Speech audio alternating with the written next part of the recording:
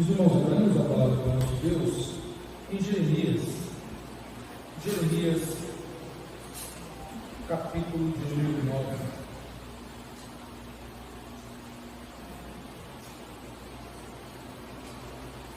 Jeremias, capítulo de número 9, nós vamos ler os versos 23 a 26.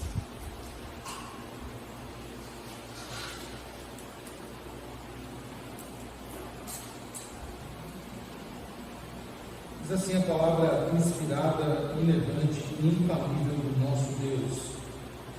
Assim diz o Senhor: não se glorie o sábio na sua sabedoria, nem o forte na sua força, nem o rico nas suas riquezas, mas o que se gloriar, se glorie nisso, em conhecer e saber que eu sou o Senhor, e faço misericórdia, juízo, justiça na terra, porque dessas coisas me agrada, diz o Senhor.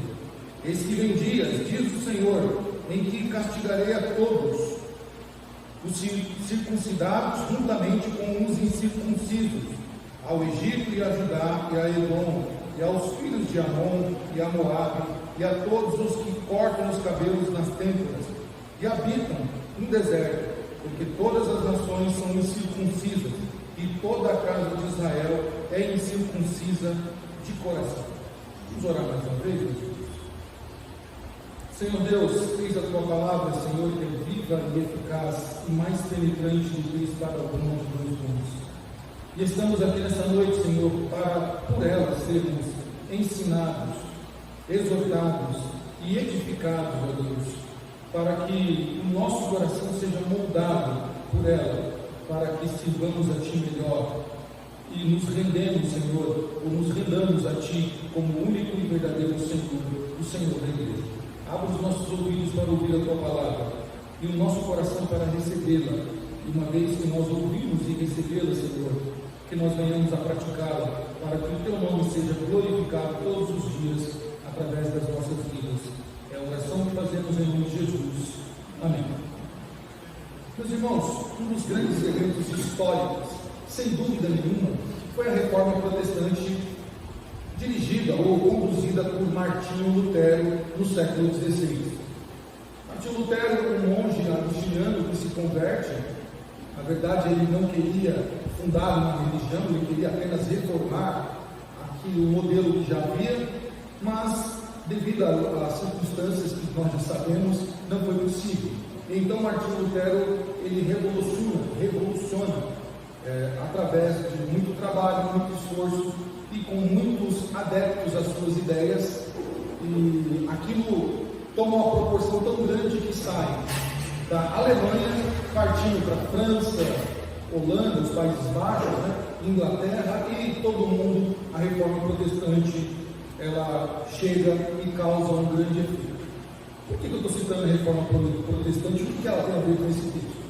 Bom, certo dia chegaram para Lutero e falaram dos louros e quiseram elogiar Lutero por tudo que ele tinha feito, por todo o seu esforço, suas ideias, suas canções que ele compunha, seus sermões, e Lutero respondeu simplesmente isso: não fiz nada, tudo foi Deus. Ele disse isso: não fiz nada, tudo foi Deus. Meus irmãos, diante dos elogios humanos de uma grande obra como essa da Reforma, ou de uma pequena obra que eu e você possamos fazer, o desafio é o mesmo: como lidar com aquilo que causa em nós, ou que nos instiga a querer receber os louros, os louvores de uma obra feita. Dentro de nós ainda mora uma natureza pecaminosa que nós precisamos domá-la. E uma das coisas que nós precisamos compreender é que em nossa vida nós não temos espaço para nos vangloriar de nada. Tudo foi Deus, nada foi eu e você, tudo foi Deus. E o Senhor, ele exorta o povo de Israel nesse texto que nós lemos.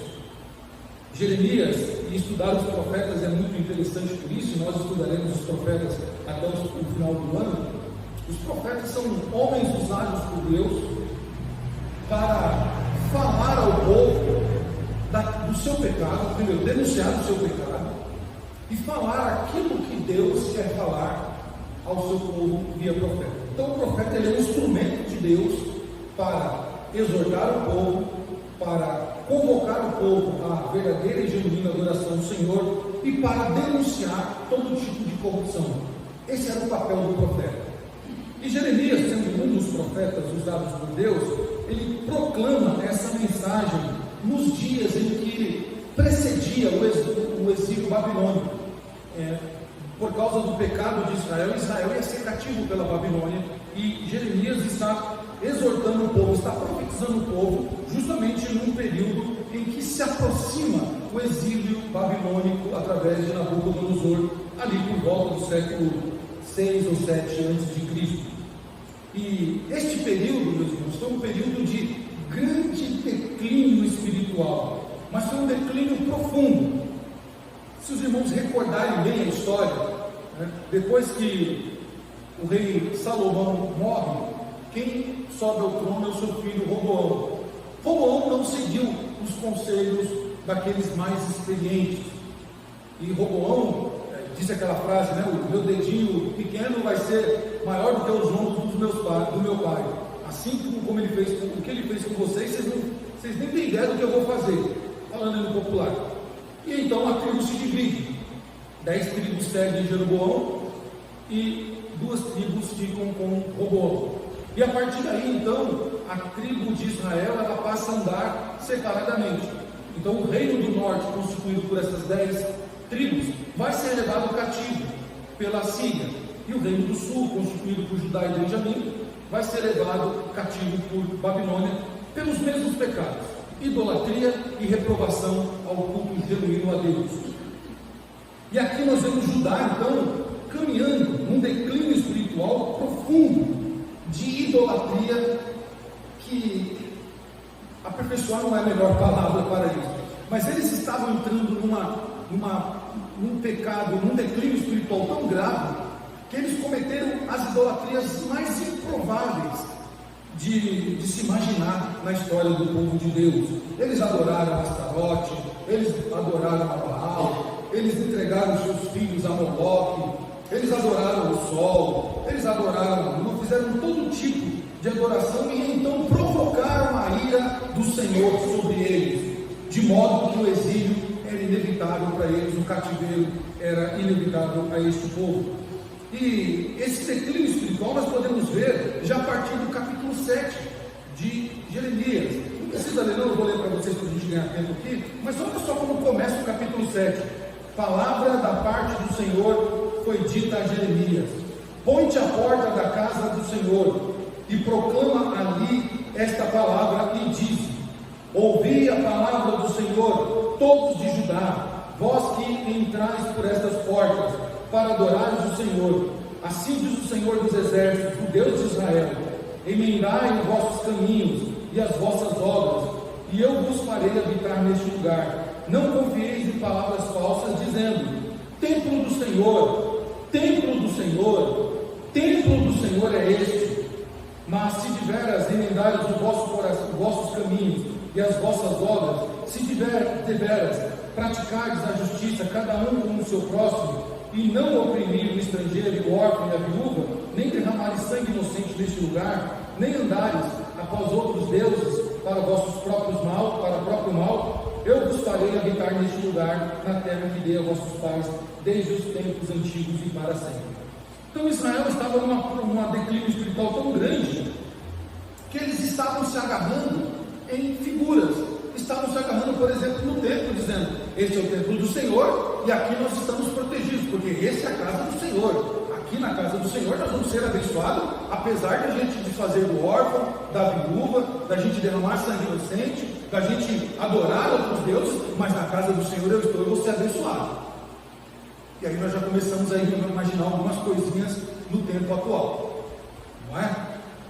Eles se agarravam a algo místico, algo quase místico, podemos assim dizer, achando que iam lubridiar a Deus, queriam enganar a Deus com o falso culto, com a falsa adoração. E então, meus irmãos, o Jeremias denuncia os seus pecados. Capítulo 7 até o 10, ele expõe este culto formalista e a confiança falsa nos símbolos religiosos que aquele povo estava tendo, como o templo do Senhor e a circuncisão. Eles se agarravam nisso dizendo assim: bom, nós temos a marca no nosso corpo do pacto, a circuncisão, então nós somos abençoados. Nós temos aqui o templo construído por Salomão, e Deus habita no templo, e então nós estamos abençoados, e Deus não vai pesar a mão sobre nós.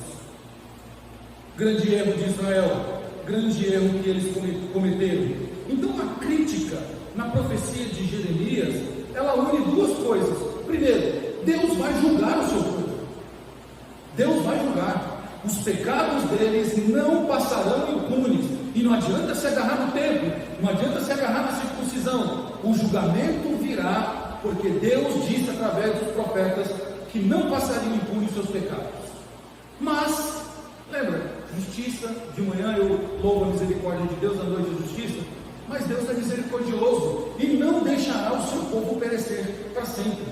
O castigo de Deus não é para destruir o seu povo, mas é para resgatá-lo, para que o seu coração se converta de fato a Deus, e eles não se agarrem mais em símbolos, mas cultuem ao Senhor.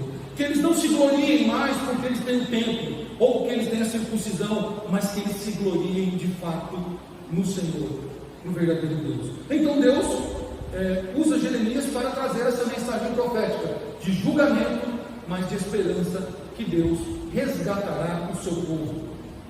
Esse povo que voltará ao verdadeiro conhecimento de quem é Deus e do que Ele faz.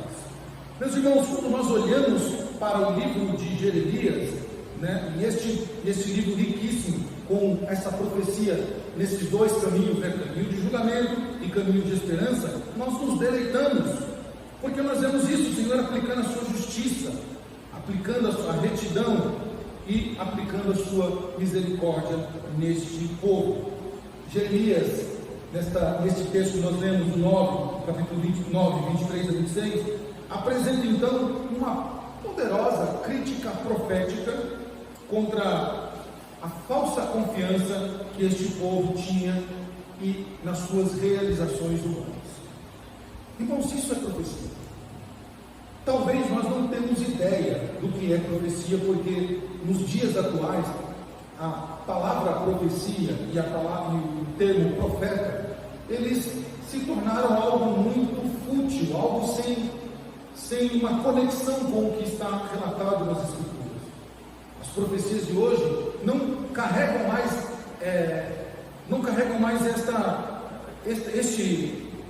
essa ideia, né?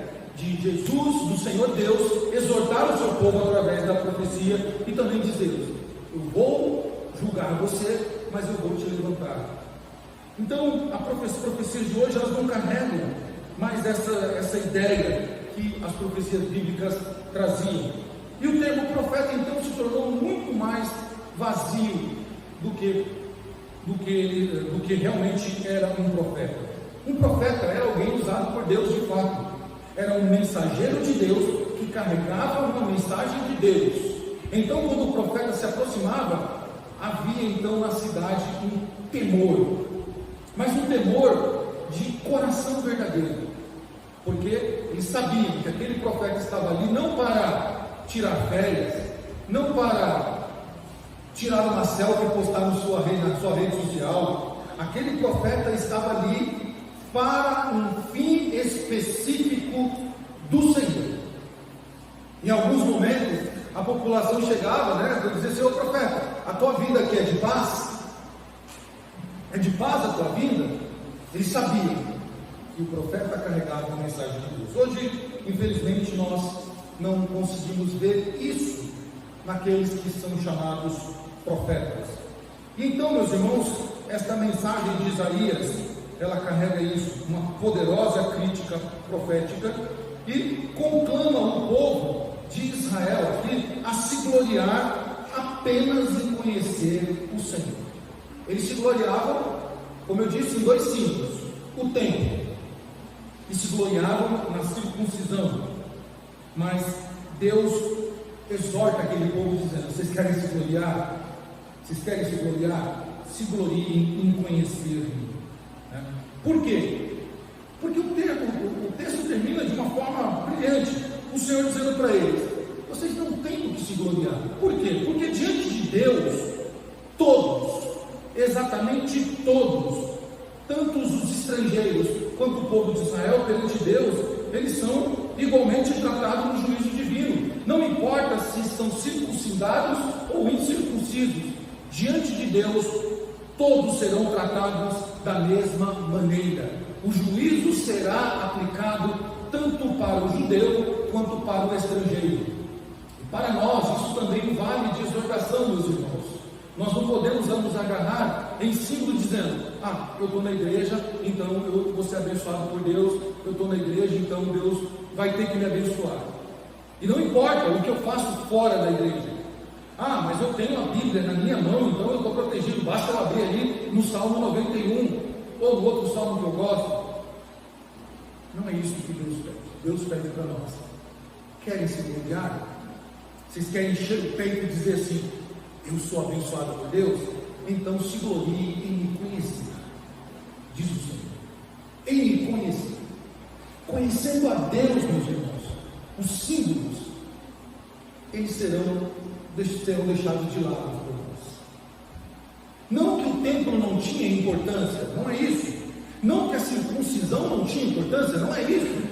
É que eles estavam se agarrando mais nisso do que propriamente em se relacionar com o Senhor. Não que a igreja ela não tenha importância, não que abrir a Bíblia para ler, imagina, não tem importância, claro que tem. Mas o que Deus pede de nós é que nós nos relacionemos com Ele verdadeiramente. E então, meus irmãos, analisando esse texto, nós podemos então extrair deles algumas verdades para a nossa vida. Primeiro, que a exortação principal aqui de Jeremias a esse povo é que eles conheçam o Deus de Israel. E é algo que Jeremias vai tratar no seu livro, né? Já visto o trecho famoso de Jeremias 33, né? Conheçam e prossigam em me conhecer. Então Deus convoca o seu povo a conhecer o Senhor. Então os temas presentes no livro de Jeremias são conhecimento de Deus. Sem o conhecimento de Deus não há relacionamento. E conhecendo o Senhor, nós vamos entender que Deus ele é justiça, juízo e misericórdia. Justiça, de uma forma igual para todos. Ele é juízo, o juízo parte dele. E ele é um Deus de misericórdia.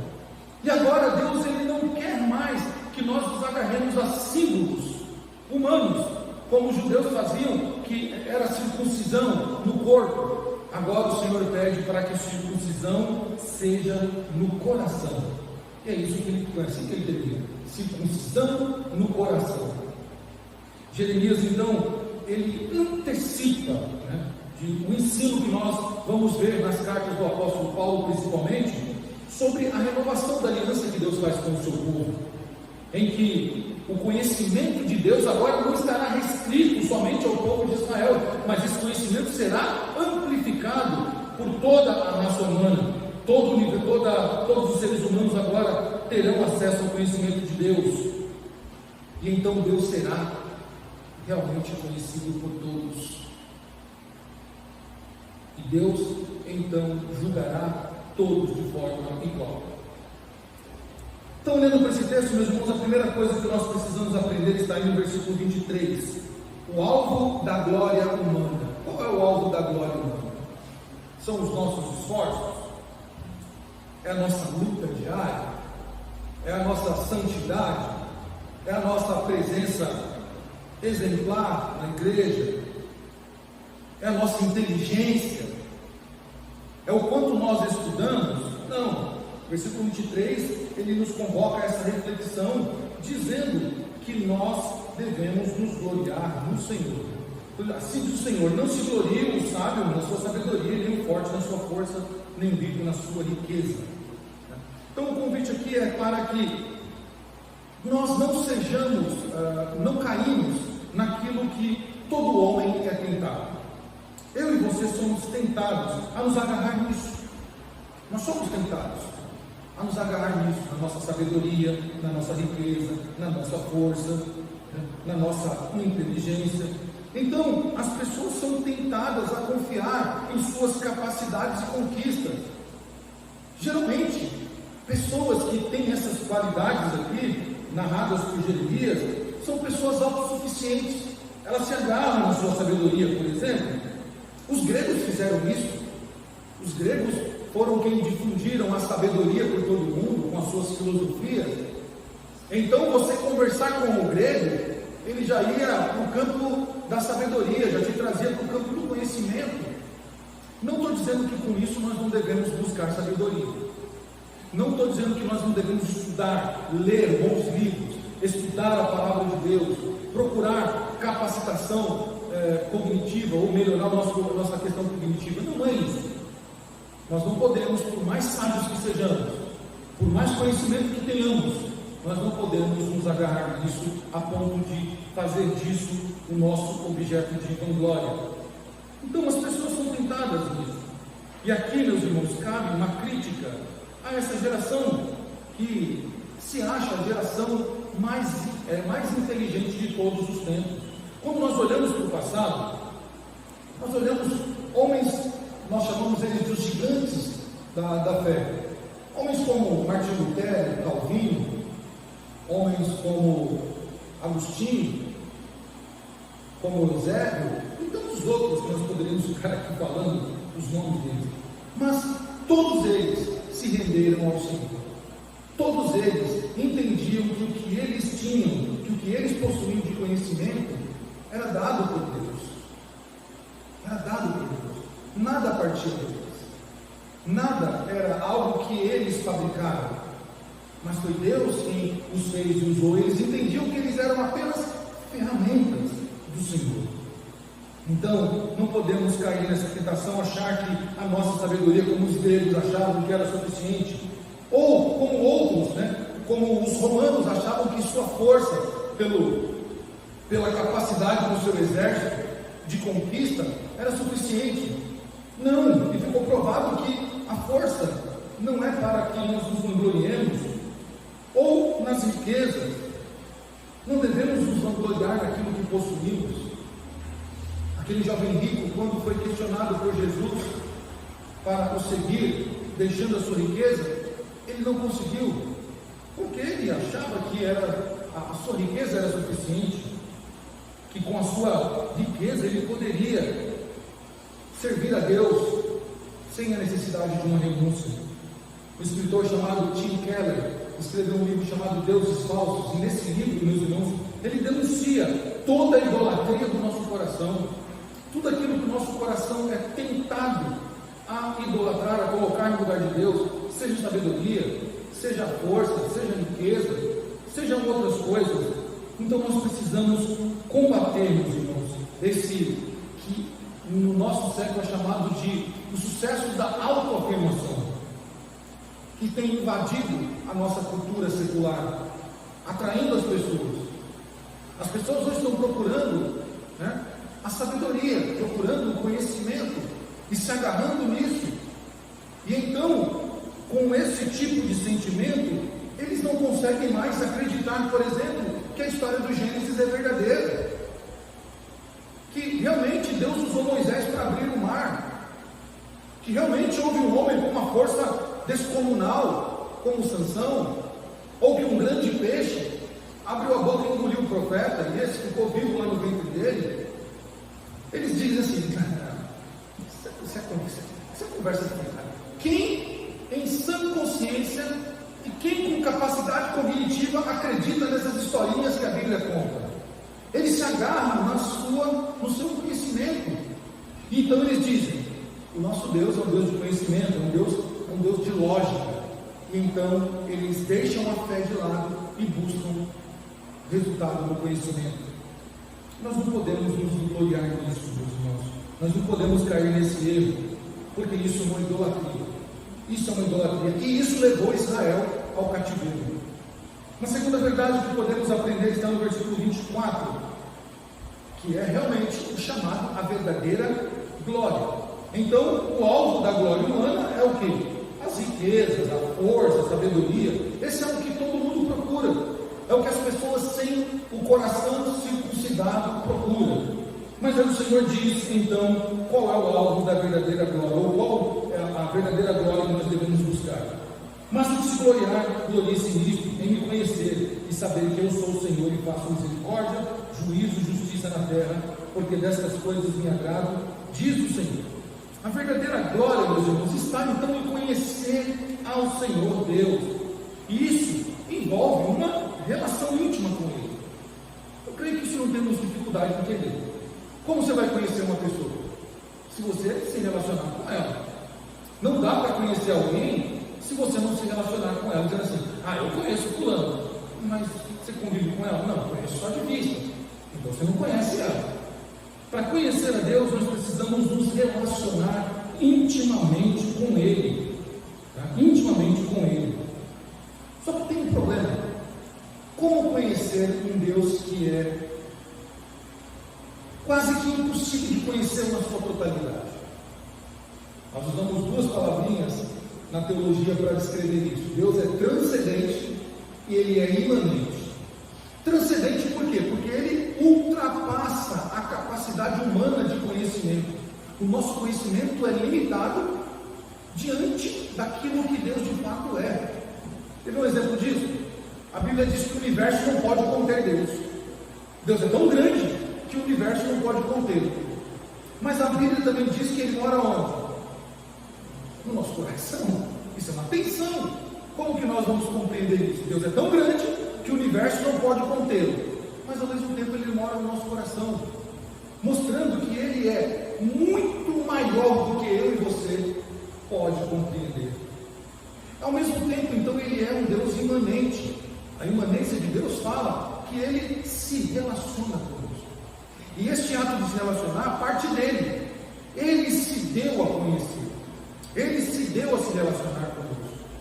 Esse Deus grande, Ele é suficiente. Deus não sente falta de nada. Deus, quando criou a raça humana, não disse assim, vou criar o homem e a mulher porque eu estou muito sozinho, eu estou meio deprê, eu estou meio aqui na solidão, não tenho com quem falar, então vou criar um casal. Não foi isso. Deus criou o homem para Ele se fazer conhecido. Deus não tem falta de nada. E então Deus ele se dispõe a ser conhecido pelo homem. E Jeremias então exorta o povo a isso. Vocês querem se glória, a verdadeira glória nossa é conhecer o Senhor, é se relacionar com Ele, tá? E isso, meus irmãos, marca então, ou melhor, essa profecia então ela é marcada com um ato de misericórdia. Como é que eu conheço o Senhor? Como é que eu consigo entender a Deus? Como é que eu consigo me relacionar com Ele? Jeremias diz, através da misericórdia, da justiça e da retidão. Quando nós olhamos a misericórdia de Deus, a sua justiça e a retidão do nosso Senhor, nós estamos conhecendo a Ele. Quando Ele aplica a sua misericórdia em nós, Ele está se fazendo conhecer, mostrando, dizendo assim, olha, eu sou um Deus misericordioso. Quando Ele coloca a sua retidão em nossa vida, Ele se dizendo, eu sou um Deus de retidão, eu sou um Deus justo. E nós precisamos então, meus irmãos, conhecer o Senhor para aprender dEle e aprender a se relacionar com Ele.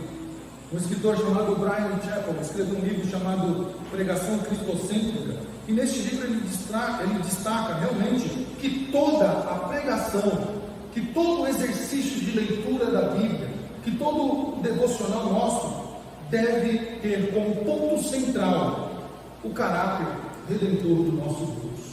Quando nós olhamos para as histórias da Bíblia, é o Senhor se dizendo assim, eu sou este Deus que você precisa conhecer.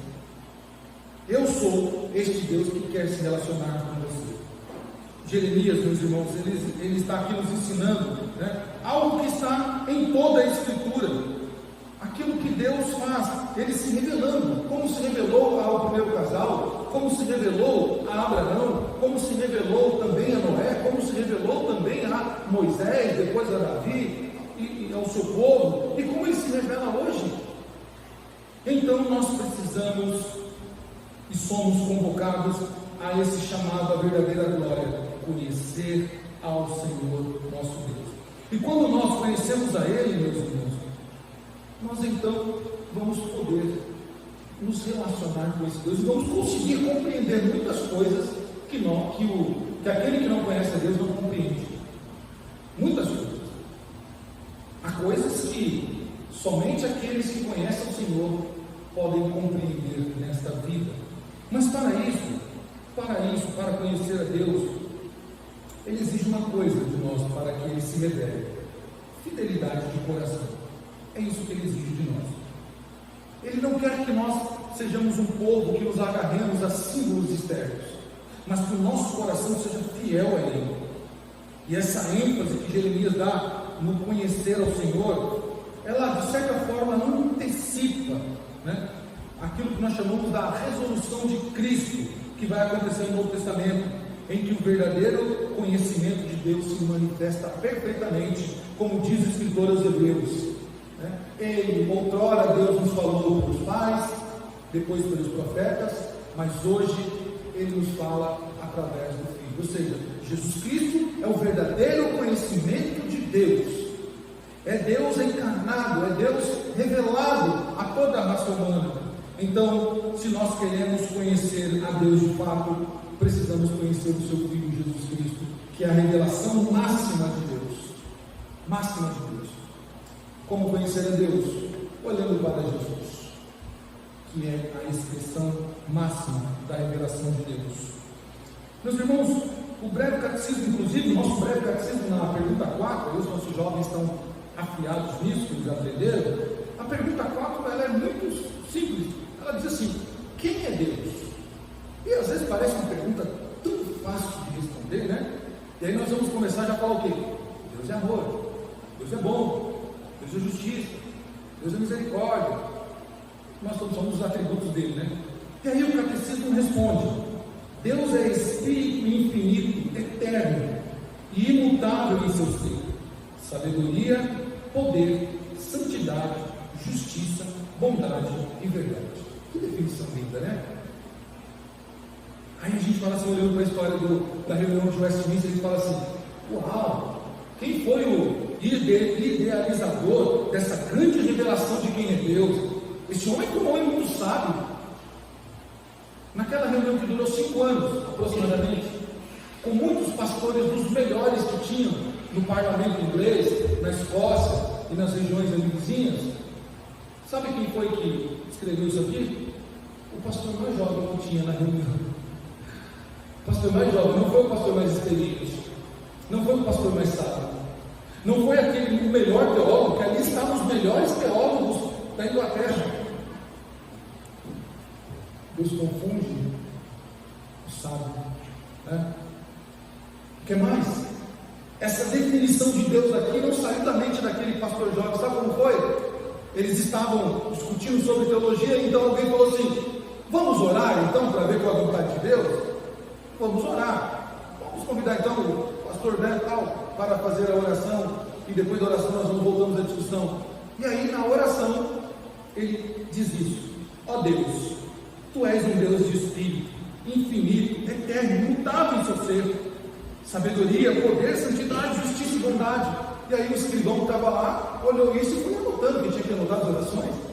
Então Deus se revelou na definição que Ele queria que fosse definida. Como conhecer a Deus, meus irmãos? Se relacionando com Ele. Quanto mais nós nos relacionamos com Ele, mais nós conhecemos a Deus, o nosso Senhor. E então Jeremias, nessa exortação ao povo, nos versículos 25 a 26, Jeremias agora alerta então o povo: cuidado com o alvo da glória humana, vocês são chamados para buscar essa verdadeira glória e conhecer o Senhor, e cuidado com o juízo que Deus trará sobre a falsa religião. Então os versículos 25 e 26 diz assim: eis que vem dias do Senhor, em que castigarei todos os povos, os circuncidados juntamente com os incircuncisos, ao Egito e a Judá, a Edom, aos filhos de Amon, a Moabe, e a todos os que cortam os cabelos nas têmporas, habitam no deserto, porque todas as nações são incircuncisas, e toda a casa de Israel é incircuncisa de coração.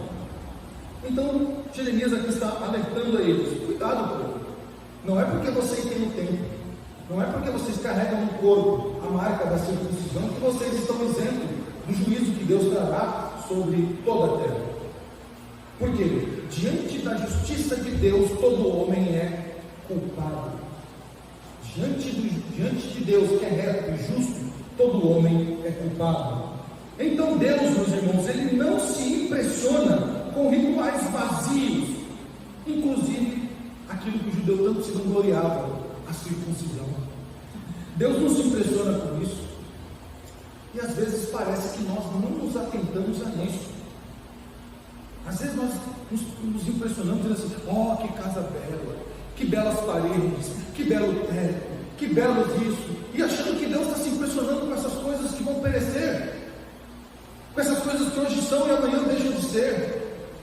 Às vezes nós achamos que Deus se impressiona dizendo assim: ah, mas como eu estou crente, eu estou crente, nunca estive tão crente na minha vida, sem cantar todos os hinos binários, já li a Bíblia 13 vezes, eu vou todo dia para o culto, e quando não tem culto na minha igreja eu vou na outra, porque eu quero estar na presença do Senhor, eu sou um adorador do Senhor, achando que Deus está se impressionando com isso, dizendo assim: eu sou um pastor, eu sou um levita, né? A moda aí dos levitas, eu sou um obreiro, eu sou um presbítero, eu sou um diácono, eu sou um profeta, achando que Deus está se impressionando com isso.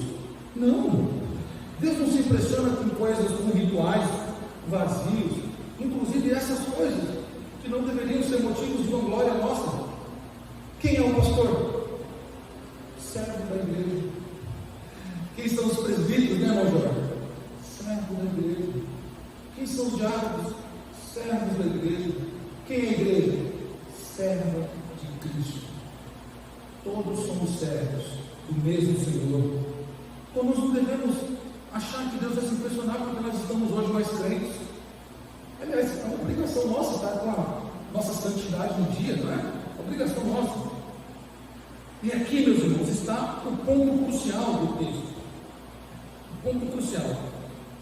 Deus, Ele está com os seus olhos atentos, tanto para os de fora, quanto para os de dentro.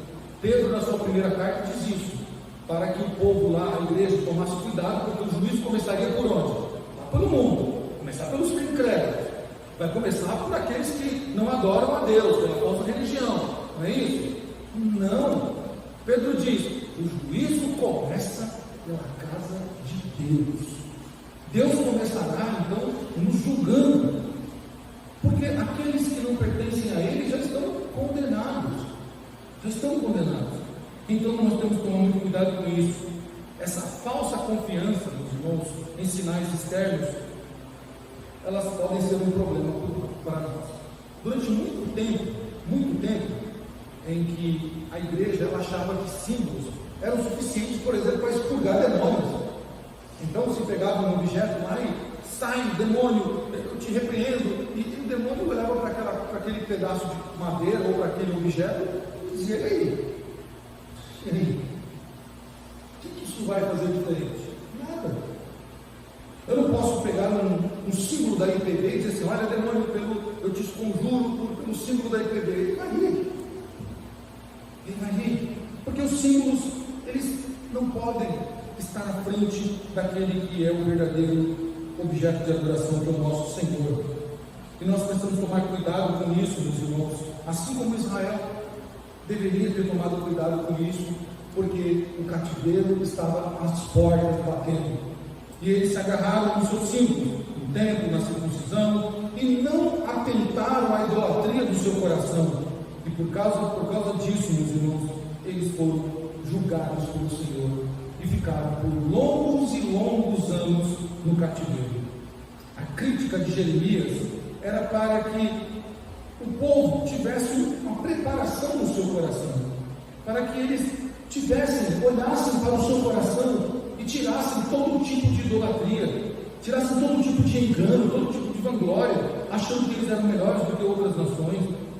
E isso está de acordo com o que o Novo Testamento nos propõe. A crítica de Jeremias para o povo de Israel, ela na verdade é um preparo para o povo de Deus, para aquela ênfase que Paulo dá nas suas cartas, que a verdadeira circuncisão é a circuncisão de coração. De coração. Nosso coração precisa ser circuncidado de fato pelo Senhor. E então, meus irmãos, de que forma isso nós podemos olhar para o nosso Senhor diante desse texto? Esse texto de Isaías, ele aponta para a pessoa de Cristo, como revelação plena de Deus. E o próprio Senhor Jesus, diante dos seus discípulos do Evangelho de João, capítulo 14, ele diz isso: quem vê a mim, vê o Pai. Vocês querem conhecer a Deus? Foi essa, a indagação dos discípulos. Senhor, mostra-nos o Pai, queremos conhecer o Pai. Jesus diz: quem vê a mim, vê o Pai. Vocês querem conhecer o Pai? Então, andem comigo, me vejam, se relacionem comigo.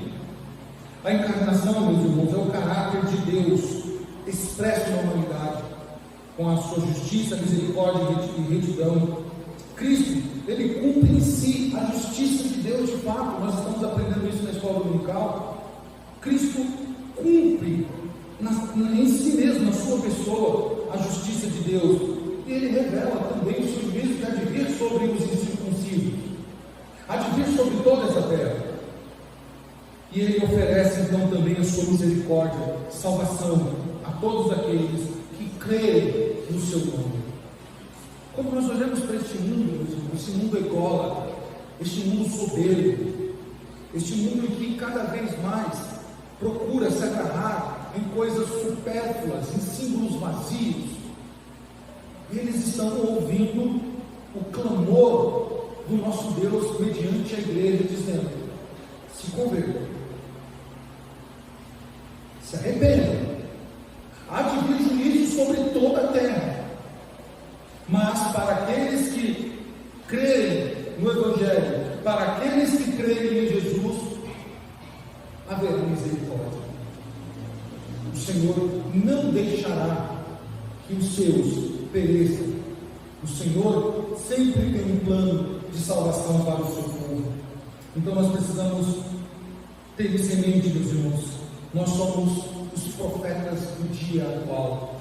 Nós somos um instrumento de Deus para este mundo pecaminoso, que assim como nos tempos de Noé insistiam em se afastar do Senhor, em viver a sua vida, a igreja hoje precisa profetizar a este mundo pecador, dizendo: deixem os ídolos, abandonem esses símbolos vazios, não se agarrem em religiosidade, não se agarrem em vãs sabedorias, mas se vocês querem ser salvos, conheçam e prossigam em conhecer ao Senhor, o nosso Deus. Terminando, meus irmãos, a verdadeira espiritualidade, ela não se expressa em status de crente, não se expressa em status de religioso, ou poder, ou algum rito que nós podemos fazer, mas a verdadeira espiritualidade é essa: o quanto você conhece a Deus é o quanto você é um crente espiritual. Olha que exercício bom para a semana, né? Vou fazer aqui o exercício da semana. Quanto é que eu sou espiritual? Deixa eu ver quanto eu conheço a Deus, quem Deus é, o que Ele faz, os seus atributos, né? Como Ele se revela nas Escrituras, quem é Jesus, a sua obra na cruz, o Espírito Santo, e tudo aquilo que o Senhor faz. Quanto mais eu conheço a Deus, mais fica evidenciado a minha espiritualidade. A circuncisão de coração exigida pelo Senhor nas Escrituras, meus irmãos, ensina que a fé autêntica, a fé genuína dada por Deus, ela exige transformação interior. E às vezes, eu acho que quase sempre, aliás, nós achamos que Deus está preocupado com o nosso exterior, com o nosso penteado, com a nossa roupa, com o nosso bigode, sei lá, alguma coisa assim, né? Um coração circunciso, ele exige que haja uma mudança interna primeiro. A mudança externa vai ocorrer gradualmente, internamente. nós falávamos aqui no discipulado do Sr. Raimundo e também na escola bíblica. Quem nos viu, nos vê agora e diz o que aconteceu. Eu era outra pessoa, aquela outra pessoa já não existe mais, morreu, porque agora no meu coração Ele é de Jesus. O meu coração agora não reina mais as coisas desse mundo, mas reina o verdadeiro Senhor. Então, a circuncisão no coração, ela exige isso, meus irmãos, uma mudança, uma transformação interior. Por isso que Paulo exorta os seus leitores, dizendo assim: aquele que roubava, não rouba mais, não roube mais. Aquele que mentia, não menta mais. Nós podemos aí, com todo o respeito, nós podemos acrescentar mais algumas coisas, né? Assim, aquele que fofocava, não fofoque mais. Aquele que dava calote no seu irmão, não dê calote mais. Isso não é coisa de quem está aliançado com o Senhor. Aquele que fazia falcatruas, não faça mais. Aquele que dava prejuízo ou tinha hábitos mundanos, não tenha mais. Se você foi circuncidado no coração, a transformação precisa ocorrer. Então, meus irmãos, o chamado à glória do conhecimento de Deus desafia essa cultura da vanglória humana. O chamado que eu e você temos da parte de Deus, que é conhecê-lo, que é se relacionar com Ele, precisa entrar em atrito com a cultura e a vanglória deste mundo. Não há como relacionar as duas culturas, elas são inimigas por natureza. Não dá. O mundo, a cultura mundana, a cultura deste mundo, é de vanglória humana, se gloriar na riqueza, no poder, na sabedoria, no conhecimento, nos símbolos. A cultura do coração circuncidado, do chamado que nós temos é conhecer o Senhor. No que se você se gloria? No Senhor. E por fim, irmãos, este texto de Jeremias, ele é transformador, ele é maravilhoso, porque ele confronta a religiosidade superficial. E ele convoca então aquele que é um religioso superficial a viver de forma plena, total, a verdadeira fé, a verdadeira aliança viva com Deus, que é uma antecipação aqui na terra do reino que está por vir. É uma antecipação na terra do reino que está por vir. O que nós chamamos na escatologia do já, mas o ainda não.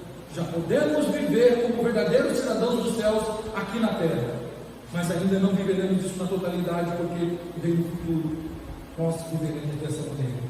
Portanto, no que você tem se gloriado? No que você tem se agarrado e se gloriado? No que o seu coração tem se inclinado a se gloriar? Nossa oração é que seja conhecer o Senhor e prosseguir em conhecer.